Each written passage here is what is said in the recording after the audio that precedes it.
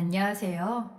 요즘은 병원에서 하루하루를 보내다 보니 시간이 어떻게 흐르는지 모르겠네요. 아침에 일어나서 시어머니 찾아가서 점심 한 끼 먹고 나면 금방 저녁이 되네요. 집에 오면 녹초가 되어 잠드는 생활을 반복하고 있습니다. 솔직히 사람들이 저더러 미련하다고 하더군요. 자기였으면 모른 척 했을 텐데 바람나서 행방불명이 된 남편의 어머니인 시어머니를 돌보냐고요.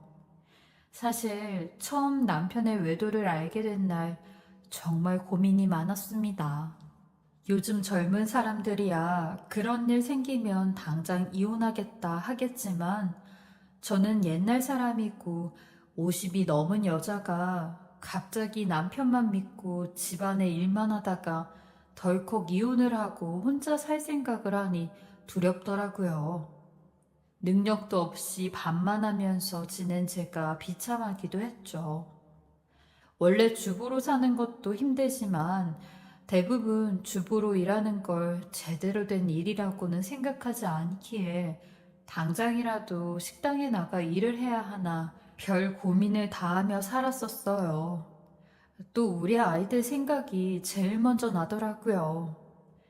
둘 다 시집은 보내고 헤어지는 게 낫지 않을까. 그래도 이혼한 자식이라고 손가락질 당하는 일은 안 만들고 싶었거든요. 그래서 이혼을 못하고 있었어요. 제가 살면서 남편이란 인간한테 가장 상처를 많이 받았던 건 이 인간이 불륜을 하고도 저한테 발뺌도 안 하고 다 인정을 해버린 거였어요. 겪어보지 않으신 분들은 모르실 테지만 남편이 불륜을 한 것도 모자라 사과도 안 하고 당당한 모습을 보면 아마 저처럼 미칠 거예요. 내가 얼굴을 못 들고 다니겠다 인간아. 여기 동네 좁은 것도 다 알고 있으면서 무슨 낯짝으로 바람을 피워? 당신이 만난다는 그 여자 내 친구도 아는 사람이라고 하더라. 차라리 생판 모르는 여자를 만나든가 왜 아는 사람을 만나서 나뿐만이 아니라 자식들한테도 먹칠을 하냐고. 바람 피우는데 사랑 가려가면서 만나냐? 감정이 생기는 걸 어떻게 감정이 생기는 걸. 뭐라고? 지금 그게 말이라고 하고 있어. 기가 막혀서 말이 안 나온다. 지금 잘못했다고 빌어도 유분수지. 아이, 나는 그 사람 좋아하게 된 거 후회 없어. 후회 없으니까 잘못한 일도 아닌 거야. 나도 내 감정이 이런 걸 어쩌냐고. 뭐라고? 나 혈압 올라 쓰러지는 꼴 봐야 정신 차릴래? 이제는 나도 잘 모르겠다. 당신이랑 계속 살아야 되는지. 그리고 행여나 그 여자한테 가서 해코지 할 생각은 아예 하지도 마. 내가 좋다고 먼저 만나자고 했으니까. 그 여자는 아무 잘못 없다고. 나이값을 해라. 당신이 이팔 청춘도 아니고 딸 둘이나 있는 다 늙어 빠진 남자가 이제 와서 낭낭 18세처럼 연애 세포가 생겼니? 그럼 아예 나가 살아. 그렇게 좋으면 나가 살으라고. 어떻게 미안하다 소리 하나 없고 저리 뻔뻔할 수가 있어. 그러고도 네가 가정이고 아빠야? 에이씨, 그래, 미안하다 미안해. 됐냐? 사과하면 됐냐고. 난 그것도 모르고 아닐 거라고, 우리 남편 아닐 거라고 여자들이 뒤에서 수군거리는데도 죽어도 당신은 아니라고 하면서 믿었는데 내가 등신이지. 내가 바보 천치지. 그러니까 내가 나가면 되잖아. 당신 말대로 내가 나갈게. 당신 눈앞에서 사라지면 좀 덜하겠네. 나가서 뭐 어쩔 건데. 끝까지 무책임하게 그러겠다. 아, 당신이 나가라며. 당신 원하는 대로 해준다고. 내가 나가라고 했다고 나가는 게 아니라 네가 나가고 싶은 거겠지. 그 여자하고 살림 차리려고? 왜? 나랑 이혼하고 둘이 살려고? 둘이 신혼살림이라도 차리려고? 에라이, 그럼 이혼이라도 해주고 그딴 소리 하던가? 이혼? 아이고, 난 죽어도 이혼 못 해줘. 그렇게 알아.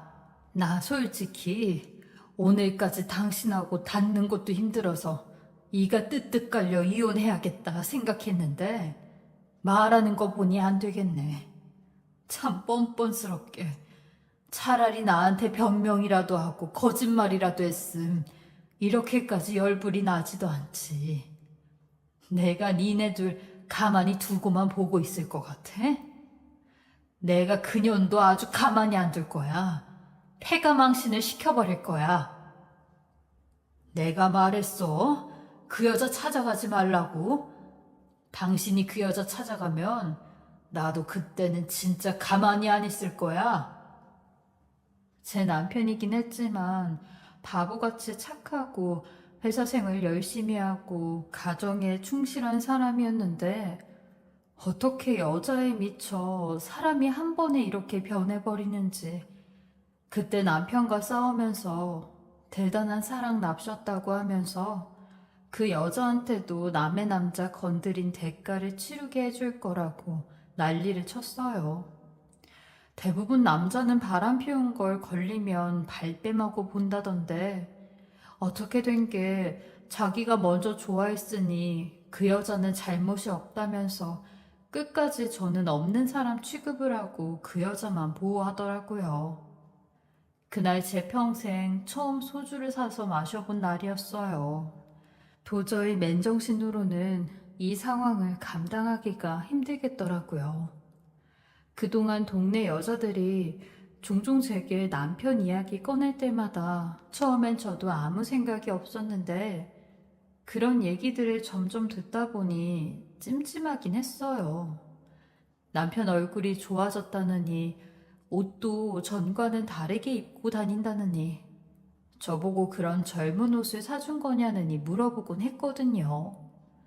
그럴 때마다 저는 단 한치의 의심도 망설임도 없이 남편이 제게 해줬던 말대로 어디서 선물을 받은 거라고 당당하게 얘기를 했죠. 근데 그런 말들을 할 때마다 동네 여자들은 누가 그런 옷을 선물해 주냐고 남편을 의심해 보라고 했었어요. 처음엔 저도 그런 얘기를 들었을 때 기분이 나빠 남의 집 일에 참 관심이 많다고 왜 그런 소리를 하냐고 화를 냈죠. 그러니 그분들은 남 같지 않아서 그런다고 요즘 저희 남편이 너무 꾸미고 젊은 사람처럼 하고 다니는 게 이상해서 그렇다고 하더군요.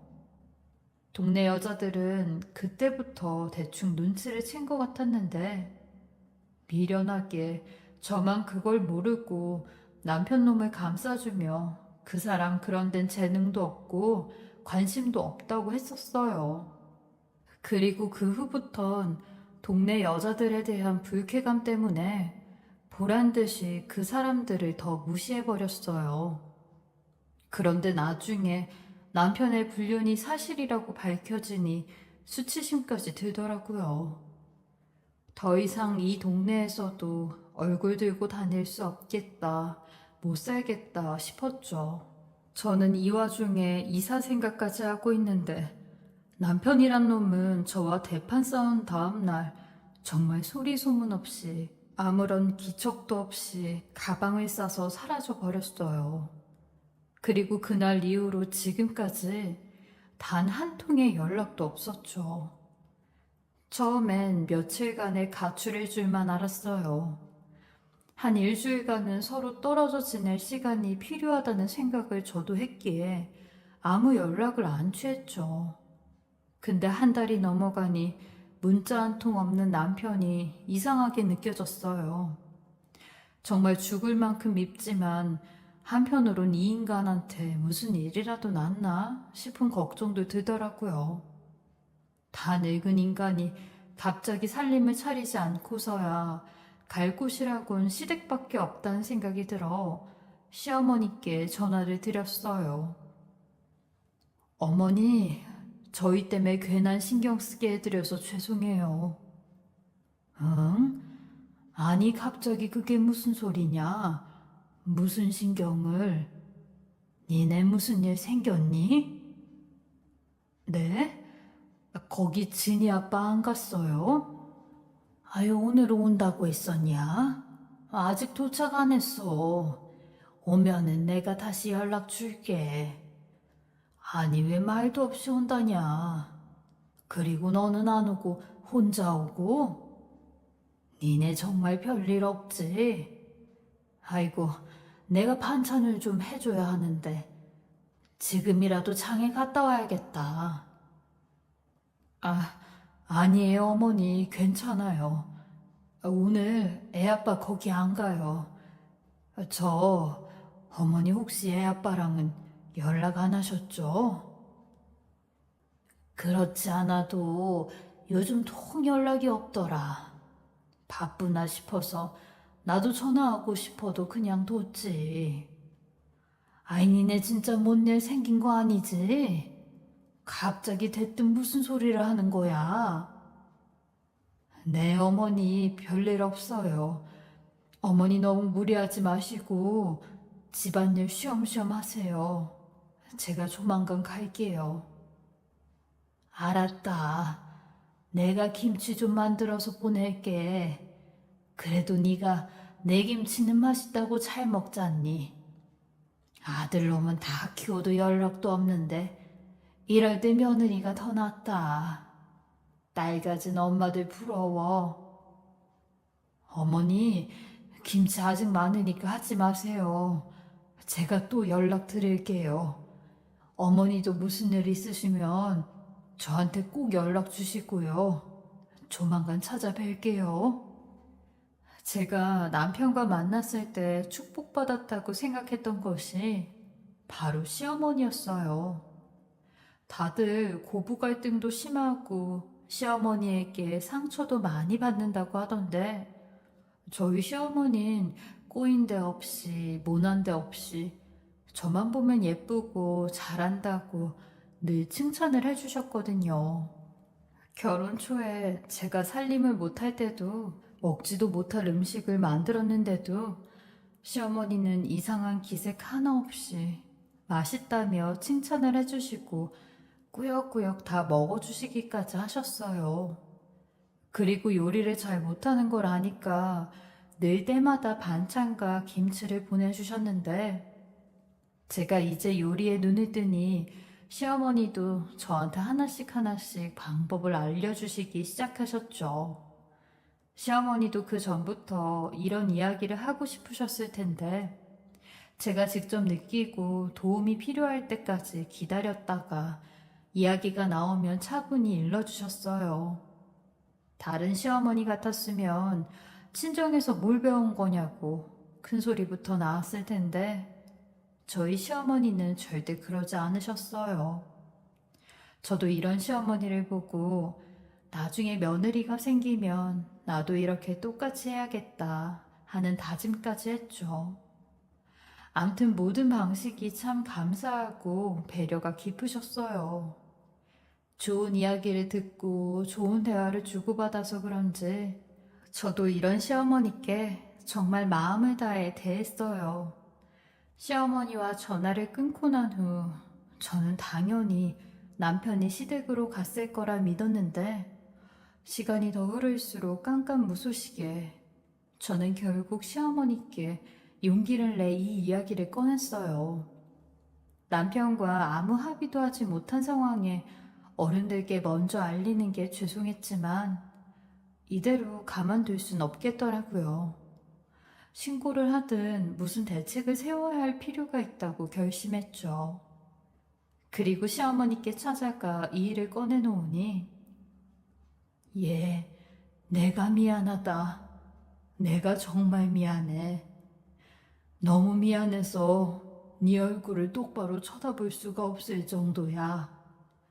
그동안 얼마나 속이 말이 아니었겠어. 같은 여자로서 참 그게 얼마나 큰 상처인지 나도 안다. 평생 갈 것도 알고. 사실 그래서 그때 저도 애 아빠가 여기 온 줄 알고 어머니한테 연락을 드린 건데 아직까지도 소식이 없어요.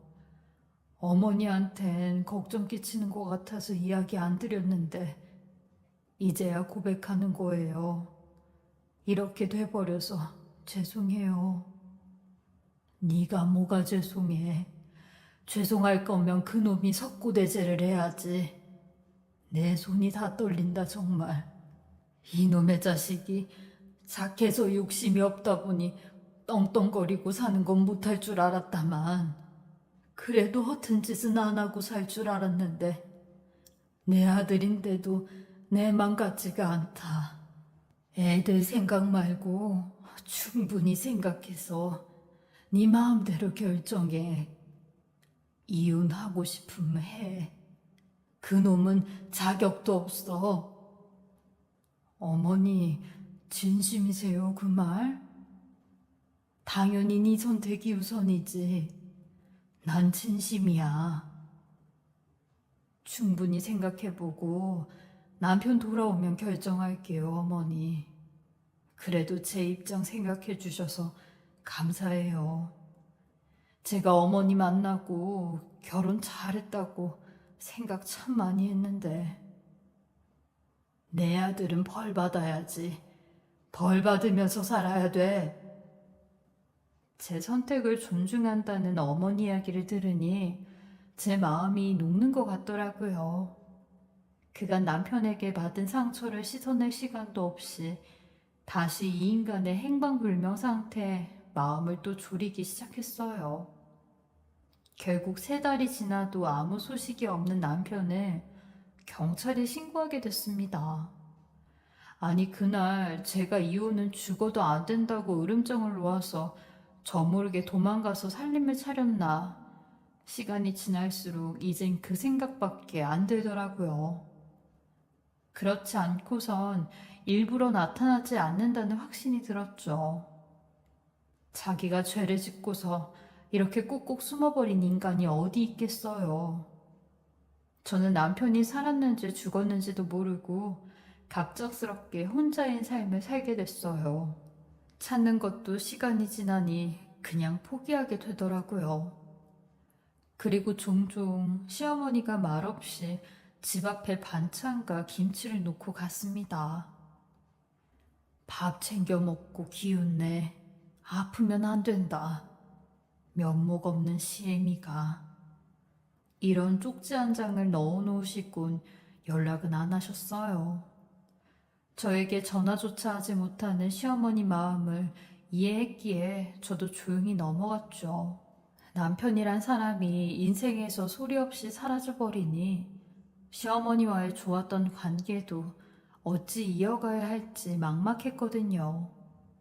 그러던 어느 날 우연히 더운 여름에 열무김치를 담궈 갖고 온 시어머니를 보곤 저도 그대로 보낼 수가 없어 집 안에 있다가 밖에서 나는 소리를 듣자마자 맨발로 급히 뛰어나갔어요.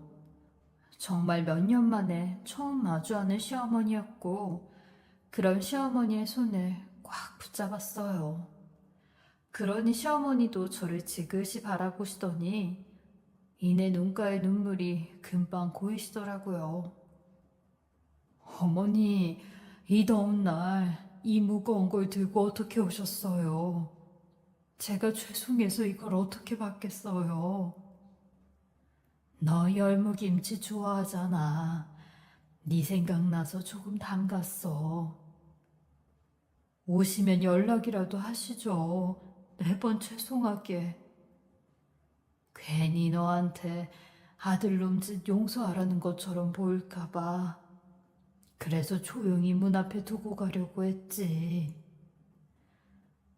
어머니, 무슨 말씀을 그렇게 하세요? 애 아빠랑 어머니랑 전혀 다른 사람인데요. 그런 생각 마세요. 이 집에 너 혼자 살고 있단 생각하면 내가 마음이 무겁다. 너 보는 것도 미안하고 애들 보는 것도 미안하고 애비 없이 힘들게 살고 있을 텐데 얼마나 미안하냐. 나도 그놈 만나면 반쯤 죽여놓고 싶은데 보여야 말이지. 보여야 혼이라도 내지. 답답한 신경이야. 어머니는 아무 잘못도 없으신데 그러지 마세요. 한 번씩 집으로 아무 말도 없이 내 목소리만 듣고 끊는 전화가 걸려오는데 아무래도 그놈 같아서 내가 그랬다. 책임지지도 못할 일 버려놓고 그렇게 숨어 살지 말라고. 떳떳하게 나타나서 사과하라고. 남자답지 못하게 왜 그러고 사는 거냐고. 얼마나 머저리 같은지. 전 이제 포기했어요. 애들도 이젠 아빠 궁금해하지도 않고 살겠다더라고요. 이제 2년이 다 돼가는데 이미 다른 집에 여자랑 살고 있다는 생각이 들어요. 이젠 그 사람이라도 행복하면 됐다 싶어요. 옛날엔 미워 죽겠었는데 이젠 그런 감정조차 제가 힘이 드네요. 내가 며느리 보기 참 좋다고 생각했는데 그놈 때문에 너하고 이렇게 지내야 하는 게 참 속이 말이 아니야. 늙을 때도 너랑 같이 오순도순 늙고 싶었는데 혼자 있다고 밥 대충 먹지 말고 잘 챙겨 먹어야 된다. 알았지? 네, 제가 좋아하는 어머니 김치 감사히 잘 먹을게요. 저를 보면 죄인처럼 서 있는 시어머니를 보니 이런 얘기를 하는 것도 쉽지 않더라고요. 남편에 대한 원망이 마치 자신에게 하는 이야기처럼 듣고 계시니까요. 전 진심으로 이 일에 시어머니는 아무 죄도 없다고 생각했었거든요. 시어머니가 할 수 있는 최선은 다했으니까요. 그리고 전 그날 시어머니가 돌아간 후 더는 집에 반찬 챙겨오는 일은 안 하셔도 된다고 단칼에 말씀을 드렸어요. 마음속으론 몇 번이나 죄송하다는 말을 드렸지만요. 연세도 연로하시고 여기까지 오시는 게 보통 일이 아니니 그렇게 오셔선 반찬만 두고 바로 또 내려가시는 게 제가 마음이 편치가 않았거든요. 왕복으로 왔다 갔다만 해도 하루가 다 가는데 여름에는 물 한 잔 못 드시고 겨울에는 몸도 못 녹이고 가시는 게 매번 마음이 아팠어요. 저도 힘들었지만 이젠 시어머니와 좋은 사이를 뒤로 하고 거리를 둬야겠다 판단이 들었어요. 그렇게 1년쯤 더 지났을까요? 모르는 번호로 전화가 걸려왔습니다. 항상 모르는 전화를 피하지 않고 받았던 이유는 다 남편 때문이었는데 남편 놈이 언젠가는 연락을 하겠지 하는 신락 같은 이유 때문이었어요.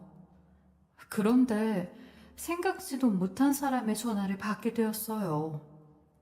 어디선가 한 번은 들어본 듯한 여자의 목소리였는데 대뜸 저보고 그러더라고요. 내가요, 아줌마한테 엄청난 비밀을 하나 알려주려고 전화했는데 끊지 말고 끝까지 들어봐요. 나 아줌마네 남편이랑 5년 동안 같이 살았던 여잔데 당신 남편이랑 당신 시어머니 아주 무서운 사람인 거 알고 있어요? 제가 전화를 받자마자 다짜고짜 지 할 말만 막 내뱉는 이 여자는 남편 놈과 불륜이 나서 도망을 간 그 여자가 맞았어요. 남편의 이름과 자세한 신상까지 전부 다 이야기를 하는 걸 보니 맞더군요. 어딜 불륜 저지른 것도 모자라 뭐가 그리 당당하다고 뻔뻔하게 비밀을 알려주겠다느니 시어머니 얘기를 하겠다느니 하는데 저도 그 여자 말에 열이 받아 막 소리를 지르며 욕을 해댔어요. 야, 이 더러운 여자야. 네가 뭔데 못나 짝으로 나한테 전화를 해서 주둥이를 나불대고 있어? 그 썩어빠진 주둥이로 뭔 얘기를 하려고? 네가 하는 말 내가 다 믿을 것 같아? 아주 내가 너 한번 찾아가서 박살을 내줄까? 남의 남자한테 기생하면서 평생을 더럽게 산 주제에. 아줌마, 흥분하지 마세요. 그렇게 성질 낸다고 이미 지나간 날들이 다시 되돌아와요? 그리고 어차피 나도 아줌마 남편이랑 다 끝난 사이여서 아줌마 도와주려고 전화한 거라고. 아줌마 남편 또 바람 펴서 집 나갔더라고요. 아무튼 내 말 듣고 아줌마도 당장 그 인간이랑 이혼해요. 그렇게 저는 자세한 이야기를 나누고 싶다고 한 그 여자와 만나게 되었는데, 만나서 듣게 된 이야기는 너무나도 큰 충격적인 이야기였어요. 그 여자는 제가 믿질 않을까봐 증거들까지 가지고 왔는데, 그 증거들은 다름 아닌 저희 시어머니에 관련된 것들이었어요. 여태 남편의 생사도 어디 사는지도 모른다던 시어머니가 글쎄 남편의 불륜을 저보다 먼저 알고 야반도주까지 시켰다는 겁니다. 그리고선 저한텐 모르는 척, 몰랐던 척 알면서도 입을 꾹 다물고 계셨다는데, 그 여자의 말과 증거들을 보는데도 이게 진짜 사실인지 전혀 믿을 수가 없었어요. 아줌마, 믿기 힘들겠지만 이게 사실이에요. 나도 아줌마한테 죽을 죄를 졌고요. 이제 와서 사과를 하지만 빨리 정신 차리고 이혼하세요. 내가 오죽하면 몰매 맞을 거 알면서도 아줌마를 찾아왔겠어요? 나도 아줌마랑 같은 처지가 되니까 아줌마가 연민스러워서 용기 낸 거라고요. 뚫린 입이라고 말은 잘하네. 네가 여태껏 더럽게 살아온 거 이제라도 용서 빌면 깨끗해진다니? 걸레는 빨아도 걸레라는 말 몰라? 내 앞에서 불쌍한 척 위로해주는 척 한 번만 더 해봐. 주둥아리를 확 꼬매버릴라. 남 같아선 그 여자한테 손이라도 올리고 싶었지만 더 이상 이 거지 같은 것들과 엮이기 싫어 그 자리를 빠져나와 곧바로 시어머니를 찾아갔어요. 그리고 제가 들은 이야기, 제가 본 증거들을 다 들이밀며 이게 대체 뭐냐고, 진실이 뭐냐고 울면서 말씀해 보시라고 했어요. 그러니 시어머니는 끝까지 자기는 생각이 안 난다, 기억이 없다 라고 하시는데, 어찌됐든 저는 이 시간 이후부터 어머니랑은 볼 일 없을 거라며 당신 아들이랑도 이혼하고 갈라설 거라고 하였어요. 그러니 시어머니는 제 바짓가랑이를 붙잡으며 그러지 말라고, 내가 잘못했다고 용서해달라는 말만 계속 반복하시더라고요. 무슨 변명이라도 해보시라고 해도 계속 그 말뿐이었죠. 그리곤 저는 딸들의 도움으로 남편 놈과 이혼을 진행하였어요. 알아보니 남편의 생사가 3년 이상 불분명하면 걸석 재판으로 이혼이 된다고 하더라고요. 살아있는 것은 분명하지만 연락이 안 되니 혼인을 계속하기 어려운 경우로 주장을 해 남편 놈의 출석 없이 이혼 소송을 진행했어요. 차라리 이혼을 하고 나니 마음은 편하더군요. 이렇게 빨리 이렇게 쉽게 하는 이혼을 지난 몇 년간 계속하고 있지 않았으니 제가 등신 같았죠. 그런데 남편과 이혼 후 또 한 번의 불청객의 전화를 받게 되었어요. 네, 여보세요? 여기 병원인데요. 혹시 신명숙 씨 가족 되시나요? 네? 신명숙이라면 저희 시어머니인데 무슨 일이시죠? 오늘 어머니가 사고를 당해서 병원에 오셨는데 보호자 연락처가 선생님 번호밖에 없더라고요. 아니, 사고를 당하셨다고요? 지금 어떤 상태신데요? 따로 수술까진 하실 필요는 없을 것 같고요. 우선 병원으로 와주셔야 될 것 같아요. 아니, 다른 사람은 연락이 안 되나요? 네, 연락처도 그렇고 다른 분하고는 연락이 안 됩니다. 네, 알겠습니다. 1시간 내로 갈게요. 이걸 가야 하나 말아야 하나 대체 뭐 때문에 쓰러지신 건지 엄청 망설이다 결국 병원에 찾아갔어요. 그런데 시어머니의 상태가 생각보다 심각했죠. 시어머니는 치매 진단을 받은 상태였는데 차에 뛰어들었다가 사고가 날 뻔했다고 하더군요. 치매 속도가 빠른 사람들은 하루가 다르게 진행된다고 하는데 했던 이야기를 또 한다거나 과거 일은 전혀 기억을 못 한다거나 하더군요. 가만히 생각해 보니 제가 시어머니에게 남편의 불륜 사실을 따지러 간 그날도 시어머니는 이미 치매 증상이 있던 거였더라고요. 그러니 했던 말만 반복하고 기억을 못 하셨던 거였죠. 저는 그것도 모르고 시어머니를 면전에 두고 악에 받쳐 소리를 쳤는데 만약 치매에 안 걸리셨더라면 왜 그런 거짓말을 했는지 시어머니의 진짜 진실을 알 수 있었을 텐데 싶은 생각이 들었고 예전과 너무 다른 시어머니 상태에 속이 상했어요. 겨우 마지막으로 본 게 얼마 안 된 것 같은데 말이에요. 하나뿐인 외동아들 놈은 본인 어머니가 이런 상황인데도 나타나질 않고 시아버지는 10년 전에 먼저 가시고 혼자 남은 시어머니를 보니 인간적으로 딱하게 느껴지더군요. 비록 남편 놈의 불륜을 눈 감아준 건 저도 화가 나는 일이지만 그동안에 저한테 잘해주셨기에 병원복을 입고 힘없이 누워있는 시어머니를 보니 저밖에 없다는 생각이 들었어요. 제가 사실 그렇게 착한 사람은 아니지만 그래도 사람돌이는 하고 싶다는 생각이 들었죠. 딱 시어머니가 저에게 챙겨주신 음식들의 빚만 갚기로 하였어요. 그래서 제가 맡아서 시어머니 퇴원할 때까지 돌봐야겠다는 생각을 했죠. 옆에 다른 보호자들도 무슨 이런 며느리가 다 있어? 세상에 나는 딸인 줄 알았다니까. 참 복 받겠어. 그나저나 아드님은 어디 가고? 아, 배 타는 일을 해서 지금은 당장 못 와요. 거짓말로 전 남편의 행방을 둘러대곤 했습니다.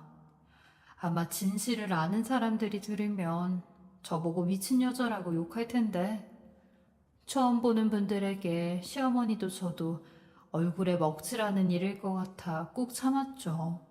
그렇게 3개월 정도 병원에 매일같이 들락거리는 생활을 했는데 시어머니의 치매 속도도 급격하게 진행이 되어 이젠 말짱한 상태일 때가 거의 없었어요. 어머니 아들은 어디 있어요? 못된 놈이 연락도 없고 이런 불효자가 어딨대요? 난 아들이 없어요. 언니, 근데 언니는 누구셔? 저는 어머니 하나뿐인 며느리였죠. 또 까먹으셨네. 며느리? 그럼 언니가 내 며느리라니까 내가 비밀 하나 말해줄게. 이건 아무한테도 말하면 안 돼. 네? 무슨 비밀이요? 된장독에 있는 거 우리 예쁜이 거야. 어머니, 예쁜이는 또 누구예요? 된장독엔 뭐가 있고요? 하루에도 수백 번 제가 누구냐고 묻는 질문을 견디는 것도 힘들었어요. 워낙 시어머니의 기억이 자주 달라져서 대부분의 이야기는 한 귀로 듣고 한 귀로 흘렸는데 유난히 된장독 이야기는 잊질 않고 계속하셨어요. 아니, 어머니 어디 가시게요? 얼른 된장독 가서 봐야 된다니까. 나 여기서 나가야 돼. 무슨 된장독을 봐요. 어머니 집에 그런 게 어딨다고. 아이, 조용히 말해. 비밀이어서 아무한테도 말하면 안 돼. 아휴, 알겠어요, 어머니. 일단 침대로 돌아가세요. 제 입을 틀어막으면서까지 누가 절대로 들어선 안 된다는 행동을 취하며 계속 된장독에 집착을 하더라고요. 근데 하루가 멀다 하고 된장독 이야기를 하시니 아무리 기억이 잘못됐다고 하더라도 없던 일은 아닐 것 같아 시어머니 댁에 들러보기로 마음을 먹었죠. 그러고 보니 병원에 내내 붙어 있느라 시어머니 집에는 가볼 생각을 해본 적이 없더라고요. 청소도 할 겸 빈집이니까 한번 가보기로 했죠. 건강했었던 어머니는 워낙 깔끔하고 단정한 성격이라 그렇게 오래 집을 비웠는데도 말끔한 상태더라고요. 그리고 거실 한켠에는 전 남편이 없는 저와 우리 아이들 사진이 놓여 있는데 그걸 보니 가슴 한켠이 울컥하더군요. 소파에 앉아 주변을 둘러보는데 베란다에 있던 장독 2개가 눈에 들어왔습니다. 예전에 어머니가 살던 집에 있었던 거로 추측했는데 와서 보니 정말 된장하고 매실 장독이 있더라고요. 그토록 시어머니가 말하던 된장독 안에 대체 뭐가 들어있나 궁금해서 국자로 속을 쑥 넣어보는데 이상한 비늘 소리가 나는 듯 했죠. 아예 손을 넣어서 제대로 만져봐야겠다고 생각을 했는데 세상에 그 안에 작은 비닐팩 하나가 손에 딱 느껴지는 겁니다. 된장이 잔뜩 묻어 형체를 알아볼 수 없는 모양이었으나 싱크대에서 씻어보니 얇은 수첩과 통장이 그 안에 들어있었습니다. 시어머니가 재산을 이곳에 넣어뒀다고 생각했는데 편지를 열어보고 전 놀라지 않을 수가 없었어요. 나의 하나뿐인 며느리에게 수첩 첫 장에 적힌 시어머니 글자를 보는데 저도 모르게 눈물이 쏟아지더군요. 본인 아들의 이름과 자신의 이름이 아닌 왜 제 이름이 이곳에 있을까 오만 가지의 생각이 다 들었어요. 첫 줄을 보곤 다음 장을 넘기기가 힘들었는데 꾹 참고 넘겨보니 여태껏 시어머니는 본인 아들의 불륜을 감출 수밖에 없었던 걸 다 적어 놓으셨더라고요. 시어머니는 본인 아들이 인간만도 못한 짓들을 저질러 저에게 볼 면목이 없어 이야기를 하지 못한다고 하셨고, 이혼을 하라고 한 것도 제가 이혼을 해야 전 남편과 남이 돼 본인의 재산을 저한테 다 줄 수 있을 것 같아 이혼을 하라고 한 거였더라고요. 만약 이혼을 하지 않으면 이 돈마저 전 남편 놈이 자식이라는 명목으로 다 빼앗아 갈 거라며 어떻게든 저한텐 진실을 이야기하지 않고 이혼을 시키려고 혼자 발버둥 치신 거였더라고요. 시어머니는 저와 전 남편이 그 일을 겪은 날부터 매일같이 일기를 썼고 돈을 차곡차곡 모아뒀는데 전 남편 놈이 돌아오지 않으면 힘들게 살 거라고 생각하셨던 모양이에요. 어떻게든 본인이 힘이 돼야겠다는 마음으로 전 재산을 모아둔 거였죠. 시어머니의 일기장엔 이놈은 이제 애미한테 연락도 없다. 야속한 놈. 이라는 구절도 써져 있었는데 이 구절을 보곤 어느 순간부터 시어머니도 전 남편과 연락이 안 닿았던 것 같았어요. 그리고 제일 제 마음을 아프게 한 구절이 나는 너를 처음 보고 얼마나 마음에 들었는지 모른다. 내가 딸이 없으니 이렇게 딸 삼고 싶은 며느리를 하늘에서 주셨구나 하고 고마워했어. 오늘도 너에게 미안한 마음을 담아서 50만 원을 저축한다. 라는 구절이 있었어요. 시어머니는 매일 타들어가는 심정으로 이 일기를 썼을 텐데 이걸 보니 눈물이 멈추질 않아 한참을 목매어 울었어요. 시아버지가 돌아가시기 전에 남겨놓은 재산과 시어머니 집을 모두 제 앞으로 줄 생각을 하면서 모든 장마다 미안하단 말이 써 있었죠. 그런 시어머니에게, 아팠던 시어머니에게 차갑게 악을 질렀던 제가 생각나 더 눈물이 멈추질 않더라고요.